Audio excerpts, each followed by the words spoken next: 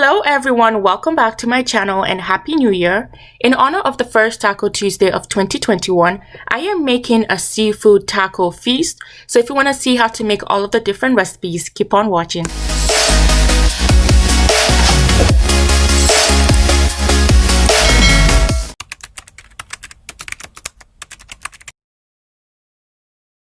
I will list all of the ingredients in the description box as always, but we're going to start off by first seasoning our Cajun scallops. So for my scallops, I am using jumbo or large scallops because whenever you sear scallops, they always decrease in size significantly, so make sure they are large.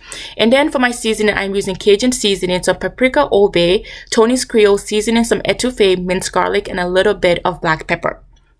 One thing you will notice is I did not add any additional salt to my scallops because the Cajun brand and Creole brand that I use has a lot of salt. The Étouffée doesn't have any salt in it, so just be aware of that. Cover it, put it in the fridge for at least 30 minutes, and now we're going to marinate our shrimp. So for my shrimp, I decided to make it blackened shrimp, but you can decide alternate and make the scallops blackened and the shrimp Cajun instead if you want to. But you can use any size shrimp that you want, but I prefer jumbo shrimp. Make sure you peel your shrimp, devein your shrimp, but leave the tips on it. And then for our seasonings, we're going to add everything on the list. But one thing I want to note is if you don't have smoked paprika, you can use regular paprika instead. But I just like the smokiness that it adds to the blackened shrimp. But again, mix everything together, cover it, and put it in the fridge for at least 30 minutes. Now we're going to make our slaw. So for my slaw, I am doing a purple cabbage slaw, but you can decide to do a combination of the green and purple cabbage. You can also choose to add carrots, it just depends on you. But the easiest way I have found to do slaw is to slice your cabbage instead of grating your cabbage. It is way faster and actually safer. And now to my cabbage, I'm going to add some cilantro, some red onions, and scallions. The scallions is optional, you don't need to add it, but I just like the additional flavor it adds to the slaw. And then we're just going to add some olive oil, some lime juice, and then off camera, I went in and added some apple cider vinegar. If you don't have apple cider vinegar, you can add white vinegar as well. It just works perfectly. And then I'm going to add a little bit of salt and pepper for taste. I always like to add a little bit of salt and pepper at the beginning, let it sit for at least 30 minutes, then go back and taste it to see if you need to add more. Now for our mango salsa. So for my mango salsa, I'm using one whole mango, some red onions, some cilantro, and some tomatoes. Some people prefer to add red bell peppers instead of tomatoes instead, or you can decide to add some red bell pepper to this mixture that we already have, but just add your lime juice. And I also like to add a little bit of minced garlic to mine, and because it is not mango season, so my mango wasn't fully ripe, so whenever that happens, I like to go in and add a little bit of honey to my salsa just to add a little bit of sweetness. And then I just added again a little bit of salt and black pepper for taste. We're going to do the same process that we did for the cabbage. Let it sit for at least 30 minutes. Go back, taste it to see if you need to add more salt, more pepper, honey, lime juice, whatever you want to add. Now for our sauce.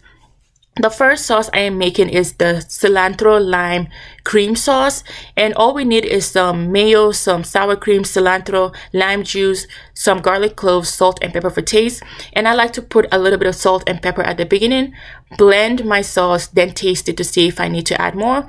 And it is the same thing for the sriracha sauce. We're using the same ingredients. The only difference here is we're using sriracha instead of cilantro. If you like heat, add more. If you cannot handle heat, use less. Use 1 tablespoon of the sauce. Again, do the same process with the salt and pepper. Taste it later to see if you need to add more. So to cook my seafood, I am using a cast iron skillet. So just add a little bit of olive oil and unsalted butter. And then we're gonna heat our pan on medium-high heat. And make sure your oil is really hot before you add your shrimp. And we want our shrimp to get that beautiful blackened color, but make sure you don't burn your shrimp. So just make sure it is blackened on both sides. And now we're gonna cook our scallops. So whenever you cook scallops, the first thing you need to take into consideration is do not overcrowd your pan.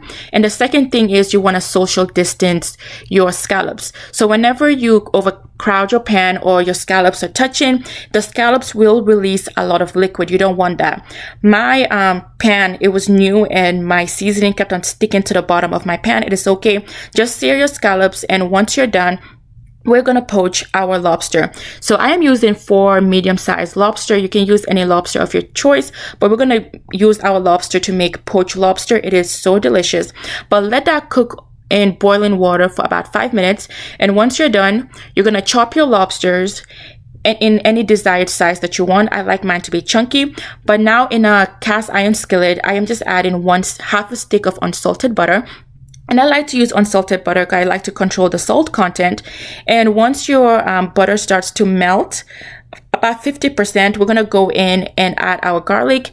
And I like to cook mine on medium heat. And once you add your garlic, let it sit for about 1 minute in the butter or 30 seconds in the butter. Then add your lobster and add your étouffée seasoning and let it cook for a total of 5 minutes. That's it. Add some salt and black pepper for taste, and that is it, guys. That is how you make your poached lobster. All you need is 5 minutes for it to cook, and that's it.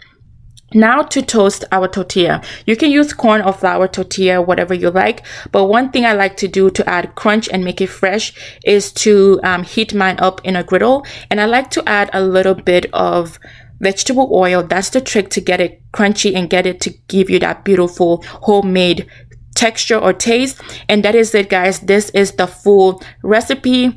I hope you enjoyed this video with your quarantine family or your quarantine friends and buddies. If you like this video, don't forget to like, comment, and subscribe. Thank you so much for watching my video. Again, Happy New Year. Bye.